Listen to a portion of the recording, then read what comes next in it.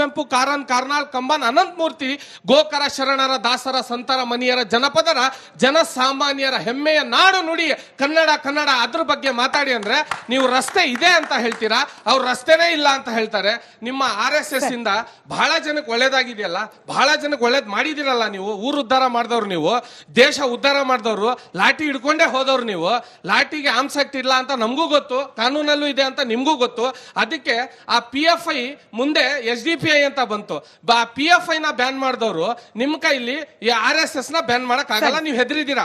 ನನ್ನ ಪ್ರಶ್ನೆ ಮೇಡಮ್, ಒಂದ್ ನಿಮಿಷ, ನನ್ನ ಪ್ರಶ್ನೆ ಏನು ಗೊತ್ತಾ, ನಿಮ್ಮಲ್ಲಿ ತಾಕತ್ತಿದ್ರೆ ಸಿದ್ದರಾಮಯ್ಯ ಅವ್ರಿಗೆ ಹೇಳಿ RSS ಬ್ಯಾನ್ ಮಾಡಿ ಅಂತ, ಇಲ್ಲ ಅಂದ್ರೆ ಒಂದಿನ ನನಗ್ ಮುಖ್ಯಮಂತ್ರಿ ಮಾಡಕ್ ಹೇಳಿ, ನಾನು ಮಾಡಿ ತೋರಿಸ್ತೀನಿ ಬ್ಯಾನ್.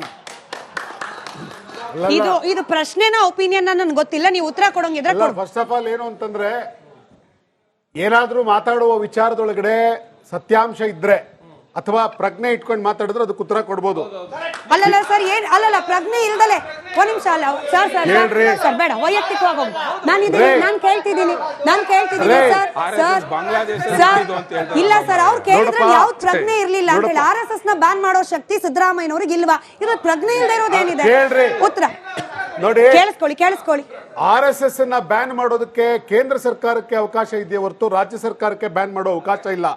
ಸಿದ್ದರಾಮಯ್ಯನವ್ರನ್ನೆಲ್ಲ ನಿನ್ನ ಮುಖ್ಯಮಂತ್ರಿ ಮಾಡಿ ಕೂರಿಸಿದ್ರು, ನಿಮ್ ಕೈಲಿ ಏನು ಮಾಡಕ್ಕಾಗಲ್ಲ. ಸರಿ, ಅತ್ಯಂತ ಸುದೀರ್ಘ ಅವಧಿಯಲ್ಲಿ ಕೇಂದ್ರ ಸರ್ಕಾರದಲ್ಲಿದ್ದ ಕಾಂಗ್ರೆಸ್ನವ್ರು ಯಾಕೆ ಮಾಡ್ಲಿಲ್ಲ? ಮಾಡಿದ್ರು, ಹಿಂದೆ ನಿಷೇಧ ಮಾಡಿದ್ರು, ಕ್ಷಮೆ ಕೇಳ್ಕೊಂಡ್ರು, ಕೈ ಮುಗಿದು ಕ್ಷಮೆ ಕೇಳ್ಕೊಂಡ್ರು, ಮುಚ್ಚಳಿಕೆ ಪತ್ರ ಬರ್ಕೊಟ್ರು, ಸಾರಿ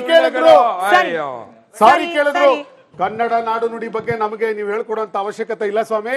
ಹೋಮರ್ಗೆ ವರ್ಜಿಲೆಗೆ ಡಾಂಟೆ ಮೇಣ್ ಮಿಳ್ತನಗೆ ನಾರಣಪ್ಪಂಗೆ ಮೇಣ್ ಋಷಿ ವ್ಯಾಸ ಭಾಸ ಭವಭೂತಿ ಮೇಣ್ ಕಾಳಿದಾಸಾದ್ಯರಿಗೆ ನರಹರಿ ತುಳಸಿದಾಸ ಕೃತ್ತಿವಾಸಾದಿ ಎನ್ನಯ್ಯ ಫಿರ್ದೂಸಿ ಕಂಬ ಅರವಿಂದರಿಗೆ ಹಳಬರಿಗೆ ಹೊಸಬರಿಗೆ ಹಿರಿಯರಿಗೆ ಕಿರಿಯರಿಗೆ ಕಾಲ ದೇಶದ ನುಡಿಯ ಜಾತಿಯ ವಿಭೇದವಂ ಲೆಕ್ಕಿಸದೆ ಜಗತಿ ಕಲ್ಯಾಣಾಚಾರ್ಯರಿಗೆಲ್ಲ ಜ್ಯೋತಿ ಇರ್ಪೆಡೆಯಲ್ಲಿ ವಿಭೂತಿಯಂ ದರ್ಶಿಸುತ್ತಾ ಮುಡಿಬಾಗಿ ಮಣಿದು ಕೈ ಜೋಡಿಸುವೆ ನಾನ್. ಲೋಕಗುರು ಕೃಪೆ ಬರಲಿ, ಲೋಕ ಕವಿ ಕೃಪೆ ಬರಲಿ, ಲೋಕ ಹೃದಯದ ಬಯಕೆ ಆಶೀರ್ವಾದವೈತರಲಿ. ಮಣಿದಿರಲಿ ಮುಡಿ ಮತ್ತು ಮುಗಿದಿರಲಿ ಕೈ ಮತ್ತು ಮಡಿಯಾಗಿರಲಿ ಬಾಳ್ವೆ. ಜೈ ಸುಗೇರ ಸತಪಸ್ಯೈ ಚಿರಶಾಂತಿ ದೊರೆಕೊಳುಗೆ. ಸಿರಿಗನ್ನಡಂ ಗೆಲ್ಗೆ, ಸಿರಿಗನ್ನಡಂ ಬಾಳ್ಗೆ. ಇದನ್ನ ನಮ್ಮ ಸರ್ಕಾರ ನಂಬಿದೆ. ಈ ಕುವೆಂಪು ಅವರ ವಾಣಿಯನ್ನ, ರಸ ಋಷಿ ವಾಣಿಯನ್ನ ನಾವು ನಂಬಿದೀವಿ, ನಾವು ಮಾಡ್ತೀವಿ. ನಿಮ್ಮಿಂದ ಪಾಠ ಕಲಿಬೇಕಾಗಿಲ್ಲ. ದಯವಿಟ್ಟು ಪ್ರಿಯಾಂಕ್ ಸರ್ ಪದೇ ಪದೇ ಹೇಳ್ತಾ ಇದ್ದಾರೆ, ನೀವು ಪ್ರಿಯಾಂಕ್ ಸರ್ ಟಾರ್ಗೆಟ್ ಮಾಡ್ತಾ ಇದ್ದೀರಾ. ಪ್ರಿಯಾಂಕ್ ಸರ್ ನಾನು ಮಾತಾಡೋದು ನಿಲ್ಲಿಸ್ತೀನಿ ಅಂತ ಕೂಡ ಹೇಳಿದ್ದಾರೆ. ಯಾವಾಗ ಅಂತ ಹೇಳಿದ್ರೆ, ನೀವು ಯಾರ್ಯಾರು ನಾಯಕರುಗಳಿದಾರ ಅವರೆಲ್ಲಾನು ಮಕ್ಕಳುಗಳು ಡ್ರೆಸ್ ಹಾಕೊಂಡು ಕೋಲಿಟ್ಕೊಂಡು ರೋಡಿಗೆ ಬರಬೇಕು, ಅವಾಗ ನಾನು ನಿಲ್ಲಿಸ್ತೀನಿ ಅಂತ ಹೇಳಿದ್ದಾರೆ. ಎರಡನೇದು, ನೀವು ಏನು ಚಾಲನೆ ಮಾಡ್ತೀರಾ ಪಥಸಂಚಲನ, ಯಾಕೆ ದೇಶದ ಬಾವುಟ ಇಲ್ವಾ? ದೇಶದ ಬಾವುಟನ್ನು ಇಟ್ಕೊಂಡು ಪಥಸಂಚಲನ ಮಾಡಿ, ನಾವು ಬೇಡ ಅನ್ನಲ್ಲ. ಆ ಪಥಸಂಚಲನದಲ್ಲಿ ಬರೀ ಗಂಡಸರೇ ಇರೋದಾ? ಯಾರು ನಮ್ಮ ಹೆಣ್ಮಕ್ಳಿಲ್ವಾ? ಯಾಕೆ ಹೆಣ್ಮಕ್ಳನ್ನ ನೀವು ಕರ್ಕೊಂಡು ಹೋಗ್ತಾ ಇಲ್ಲ?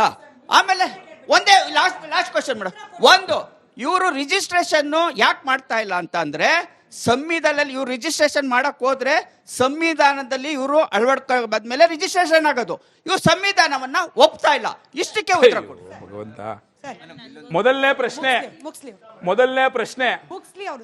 ಮೊದಲನೇ ಪ್ರಶ್ನೆಗೆ ಎರಡು ಉತ್ತರ ಕೊಡ್ತೀನಿ ನಾನು. ಒಂದು, ನಮ್ಮ ಈಗಿನ ನಾಯಕರ ಮಕ್ಕಳಾಗಬಹುದು, ಅವ್ರ ಮೊಮ್ಮಕ್ಕಳಾಗಬಹುದು, ಅವರು ಪಥಸಂಚಲನದಲ್ಲಿ ಭಾಗಿಯಾಗಿರುವಂತ ಫೋಟೋಗಳು ಎಲ್ಲಾ ಕಡೆ ಓಡಾಡ್ತಿದಾವೆ, ದಯವಿಟ್ಟು ನೋಡಿ. ಎರಡನೇದು, ಈ ದೇಶದ ಪ್ರಧಾನಿಯಾಗಿದ್ದಂತ ನರೇಂದ್ರ ಮೋದಿ ಅವರು ಇವತ್ತು ಅವರೂ ಸಹ ಒಬ್ಬ ಆರ್ಡಿನರಿ ಕುಟುಂಬದಿಂದ ಬಂದಂತ ರಾಷ್ಟ್ರೀಯ ಸ್ವಯಂ ಸೇವಕ ಸಂಘದ ಕಾರ್ಯಕರ್ತ. ಅವರು ಯಾರದ್ದೋ ಒಬ್ಬ ಮಗ, ಆಯ್ತಲ್ಲ. ಮುಖ್ಯಮಂತ್ರಿ ಯಡಿಯೂರಪ್ಪನವರು ಅಷ್ಟೇ ಅವರ ತಂದೆ ತಾಯಿಯ ಮಗ ರೀ. ಅವರು ಸಾಮಾನ್ಯರಾಗಿ ಇವತ್ತು ಮುಖ್ಯಮಂತ್ರಿ ಪ್ರಧಾನಮಂತ್ರಿಗಳಾಗಿರೋದು, ಆಯ್ತಲ್ಲ. RSS ಅಂದ್ರೆ ಅದು. ನೆಕ್ಸ್ಟ್, ಮಹಿಳೆಯರಿಗೆ ಇದಿಲ್ವಾ RSS ಅಲ್ಲಿ ಅಂತ ಕೇಳಿದ್ರು. ಇದೇ ಸಮಸ್ಯೆ. ಸರಿ, ಪ್ರಿಪೇರ್ ಆಗಿ ಬನ್ನಿ ಸರ್. ರಾಷ್ಟ್ರ ಕೇಳಿಸ್ಕೊಳ್ಳಿ ಸರ್, ನಿಮಗ್ ಗೊತ್ತಿಲ್ಲ, ನೀವು ನೋಡಲ್ಲ ಓದಲ್ಲ, ಕೇಳಿಸ್ಕೊಳ್ಳಿ. ರಾಷ್ಟ್ರ ಸೇವಿಕಾ ಸಮಿತಿ 1936, ಆಯ್ತಲ್ಲ.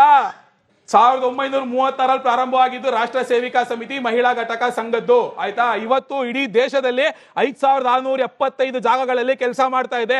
ಪ್ರತಿನಿತ್ಯ 875ಕ್ಕೂ ಅಧಿಕ ಮಹಿಳಾ ಶಾಖೆಗಳನ್ನ ನಡೆಸುತ್ತೆ. ಹಲವಾರು ಕಡೆ ಸಮಾಜಮುಖಿ ಕಾರ್ಯಗಳು, ಗ್ರಂಥಾಲಯಗಳು, computer training, beauty parlour training, ಬಹಳಷ್ಟು ವಿಚಾರಗಳನ್ನ ಮಹಿಳೆ ಕೊಡುತ್ತೆ.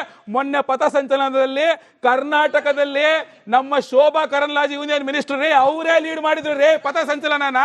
ರಾಷ್ಟ್ರ ಸೇವಿಕಾ ಸಮಿತಿ ನೀವು ಓದಿ ಕರೆಕ್ಟ್ ಆಗಿ ಬಂದ್ ಪ್ರಶ್ನೆ ಕೇಳಿ. ರಾಷ್ಟ್ರೀಯ ಸ್ವಯಂ ಸೇವಕದ ಕಚೇರಿಯಲ್ಲಿ ಯಾವಾಗ್ಲೂ ಅಷ್ಟೇ, ಅದು ಗಣರಾಜ್ಯೋತ್ಸವ ಆಗ್ಬೋದು, ಇಂಡಿಪೆಂಡೆನ್ಸ್ ಡೇ ಆಗ್ಬೋದು, ಸರ್ಕಾರಿ ಕಾರ್ಯಕ್ರಮಗಳಾಗ್ಬೋದು, ಅವತ್ತು ಯಾವಾಗ್ಲೂ ಅಷ್ಟೇ ನಿಮ್ಗೆ ಏನದು ದೇಶದ ಧ್ವಜ ಹಾರಿಸೇ ಒಂದೇ ಒಂದು ಪ್ರಶ್ನೆ. ನಾವು ನೋಡಿದ ಹಾಗೆ RSS ಪ್ರಾರ್ಥನೆ ಗೀತೆ ನಮಸ್ತೆ ಸದಾ ವತ್ಸಲೆ ಮಾತೃಭೂಮಿ ಅಂತ ಪ್ರಾರಂಭ ಮಾಡ್ತಾರೆ. ಆ ಹಾಡು ದೇಶಕ್ಕೆ ಗೌರವಯುತವಾಗಿ ತಲೆಬಾಗುವಂಥದ್ದು. ಇಂಥ ಒಂದು ಹಾಡು ಮಾಡ್ತಾ ಇರುವಂಥ, ಪ್ರಾರ್ಥನೆ ಮಾಡ್ತಾ ಇರುವಂಥ ಸಂಘಟನೆನ ಪ್ರಿಯಾಂಕಾ ಖರ್ಗೆ ಅವರು ಚಿತ್ತಾಪುರದಲ್ಲಿ ಪ್ಯಾರೇಡ್ ಮಾಡಿದಾಗ ಮಾಡಿದ್ರು. ಆದ್ರಂದ್ರೆ ಇಂಥ ಒಂದು ಸಂಘಟನೆಯ ಕಾರ್ಯಕರ್ತರನ್ನ ಇಡೀ 26 ಜನನ್ನ ಕಡಿದು ಕೊಂದ್ರು PFI ಕಾರ್ಯಕರ್ತರು ಒಂದು ಕಾಲದಲ್ಲಿ. ಅಂತ ಒಂದು ದುಷ್ಟ ಸಂಘಟನೆ, ದೇಶದ್ರೋಹಿ ಸಂಘಟನೆನ BJP ಬ್ಯಾನ್ ಮಾಡಿದ್ರೆ, ನಿಮ್ಮ ನಾಯಕ ಸಿದ್ದರಾಮಯ್ಯನವರು ಮುಖ್ಯಮಂತ್ರಿ ಆದ್ಮೇಲೆ ಇವ್ರು ಮಾಡಿರೋರೆಲ್ಲ ನಿರಪರಾಧಿ ಅಂತ ಬಿಟ್ಟು ಕಳ್ಸಿದ್ರಲ್ಲ. ಇದು ಯಾವ ರೀತಿಯ ದೇಶ ಪ್ರೇಮಿ ಸಂಘಟನೆ ಅಥವಾ ಪಕ್ಷ ಅಂತ ನಿಮ್ಮದು ಅಂತ ನಮ್ಗೆ ಅರ್ಥ ಆಗ್ತಾ ಇಲ್ಲ ರೀ. ನಮಸ್ತೆ ಸದಾ ವತ್ಸಲೆ ಮಾತೃಭೂಮಿ ಹಾಡ್ತೀವಿ, ನಾವು ದೇಶಪ್ರೇಮಿಗಳು. ನಮ್ಮ ಸಂಘಟನೆ ವಿರುದ್ಧ ನೀವು ಮಾತಾಡ್ತಾ ಅಂದ್ರೆ ಆ ಸಂಘಟನೆನ ಬ್ಯಾನ್ ಮಾಡಿ ಅಂತ ಖರ್ಗೆ ಅವ್ರು ಮಾತಾಡ್ತಾರಲ್ಲ ಅಂತ.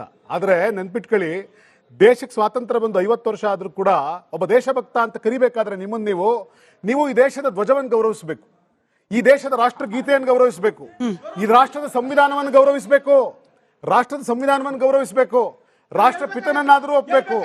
ಬಿಡ್ರಿ ರೇ, ಸ್ವಾತಂತ್ರ್ಯ ಬಂದು 50 ವರ್ಷಗಳ ಕಾಲ ಆದ್ರೂ ಕೂಡ RSS ನವರು ರಾಷ್ಟ್ರಧ್ವಜವನ್ನ ಹಾರಿಸಲಿಲ್ಲ. ಅವರ ಕಚೇರಿ ಮೇಲೆ ಬಲವಂತವಾಗಿ ಒಂದಷ್ಟು ಜನ ಯುವಕರ ಗುಂಪು ಮಹಾರಾಷ್ಟ್ರದಲ್ಲಿ ನಾಗ್ಪುರದಲ್ಲಿ ನುಗ್ಗಿ ರಾಷ್ಟ್ರಧ್ವಜವನ್ನ ಹಾರಿಸೋ ತನಕ 50 ವರ್ಷ ಸ್ವಾತಂತ್ರ್ಯ ಬಂದ ನಂತರ ಕೂಡ ಅವರು ರಾಷ್ಟ್ರಧ್ವಜವನ್ನ ಹಾರಿಸಲಿಲ್ಲ. ರಾಷ್ಟ್ರಧ್ವಜದ ಬಗ್ಗೆ ಗೋಳ್ವಲ್ಕರ್ ಬರೆದ್ರು, ಏನ್ ಬರೆದ್ರು ಗೊತ್ತಾ?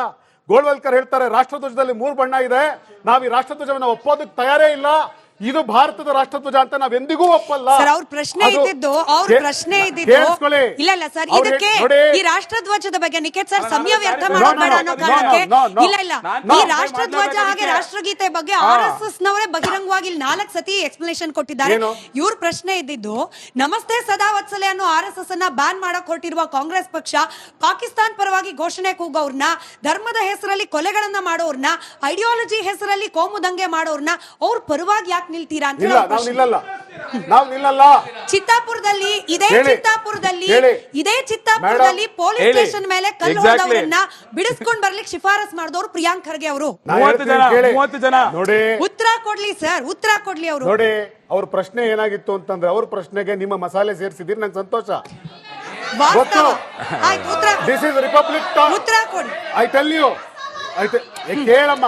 ಇಲ್ಲ, ಬಹಳ ಮುಖ್ಯವಾಗಿ ಏನು ಅಂತಂದ್ರೆ, ಪೊಲಿಟಿಕಲ್ ರೀಸನ್ಸ್ ಗೆ ಬಹಳಷ್ಟು ಕಡೆಗಳಲ್ಲಿ ಬಹಳಷ್ಟು ವಿಚಾರಗಳು ನಡೆದಿದ್ದಾವೆ. That is not a political parties decision. ಅದು ಬೇರೆ ಬೇರೆ ನಡೆದಿದ್ದಾವೆ. ಬಿಜೆಪಿ ಅವರು ಬಂದಾಗ ಅವರು ಕೂಡ ಇವತ್ತು ಯಾರು ಪಾಕಿಸ್ತಾನದ ಬಾವುಟವನ್ನು ಆರಿಸಿದವರು ಯಾರು? ಸಿಂದಗಿ ಒಳಗಡೆ ಇದೇ ಶ್ರೀರಾಮ ಸೇನೆಯವರು, ಇವರ ಅಂಗಸಂಸ್ಥೆಯವರು, ಇದೇ ಪ್ರಮೋದ್ ಮುತಾಲಿಕರದನ್ನು ಒಪ್ಕೊಂಡ್ರು ಚುನಾವಣೆಗೋಸ್ಕರ. ನಾವ್ ಹೇಳೋದು 1950ರಲ್ಲಿ ಇದೇ ಕಾಂಗ್ರೆಸ್ ಪಕ್ಷ ಒಂದು ಕಾನೂನು ಜಾರಿಗೆ ತಂತು, ಪ್ರೊಟೆಕ್ಷನ್ ಆಫ್ ನ್ಯಾಷನಲ್ ಎಂಬ್ಲಮ್ಸು, ಫ್ಲಾಗ್ಸು, ಇದ್ರದೆಲ್ಲ ಒಂದು ಆಕ್ಟ್. ಆ ಕಾನೂನಿನ ಪ್ರಕಾರ ಗವರ್ನಮೆಂಟ್ ಜಾಗಗಳು ಬಿಟ್ಟು ಬೇರೆ ಎಲ್ಲೂನು ಫ್ಲಾಗ್ ನ ಯಾವಾಗಂದ್ರೆ ಅವಾಗ ಹಾಯ್ಸ್ಟ್ ಮಾಡಬಾರ್ದು ಅಂತ ಇದೇ ಕಾಂಗ್ರೆಸ್ ತಂದಂತ ಕಾನೂನಲ್ಲಿ ಇತ್ತು. 2002ರಲ್ಲಿ ಅದಕ್ಕೆ ತಿದ್ದುಪಡಿ ಆದ ನಂತರ ಎಲ್ಲಾ ಕಡೆ ಫ್ಲಾಗ್ ಹಾಯ್ಸ್ಟ್ ಮಾಡಿದ್ದು. ಕಾನೂನು ತಂದವರು ಇವರೇ, ಇವಾಗ ಮತ್ತೆ ಅದನ್ನ ಟ್ವಿಸ್ಟ್ ಮಾಡಿ ಹೇಳೋದು ಇವರೇನೆ. ಇವ್ರ ತುಣೆ ಉತ್ತರ ಇದೆ. ರಾಷ್ಟ್ರೀಯ ಸ್ವಯಂ ಸೇವಕ ಸಂಘ ಯಾವತ್ತೂ ಪ್ರತಿಯೊಂದು ಜಾಗದಲ್ಲೂ ರಾಷ್ಟ್ರಧ್ವಜವನ್ನು ಗೌರವಿಸುವಂತ ಕೆಲಸ ಮಾಡಿದೆ. ಆಯ್ತು, ಜನಸಾಮಾನ್ಯರ ಆಗ್ರಹ ಏನಿರೋದು, ಕಾಂಗ್ರೆಸ್ಗೆ ಬಹುಮತದ ಸರ್ಕಾರ ಇರೋದ್ರಿಂದ ಜನಪರವಾದ, ಅಭಿವೃದ್ಧಿ ಪರವಾದ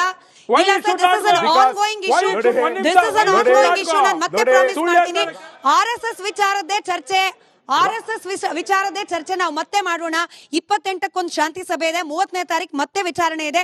ಅದರ ತೀರ್ಪನ್ನ ನೋಡ್ಕೊಂಡು ಮತ್ತೊಂದು ಸುತ್ತಿನ ನಾವು ಚರ್ಚೆ ಮಾಡೋಣ. ಅವಾಗ ಎಲ್ಲರಿಗೂ ಅವಕಾಶ ಕೊಡ್ತೀನಿ ಅಂತ ಹೇಳ್ತಾ, ಈಗ ಚಿತ್ತಾಪುರದ ವಿಚಾರ ಪ್ರಾರಂಭವಾಗಿ ಇಡೀ ರಾಜ್ಯದಲ್ಲಿ ಚರ್ಚೆ ಆಗ್ತಿರೋದ್ರಿಂದ ಜನಸಾಮಾನ್ಯರ ಅಭಿಲಾಷೆ ಏನು ಅಂತಂದ್ರೆ ಬಹುಮತದ ಸರ್ಕಾರ ಇದೆ, ಅಭಿವೃದ್ಧಿಗೆ ಹೆಚ್ಚಿನ ಒತ್ತು ಕೊಡಿ, ಈ ಬಾನು ಬಡದಾಟ ಎಲ್ಲ ಸ್ವಲ್ಪ ಕಮ್ಮಿ ಆದ್ರೆ ಒಳಿತು ಅಂತ ಹೇಳಿ.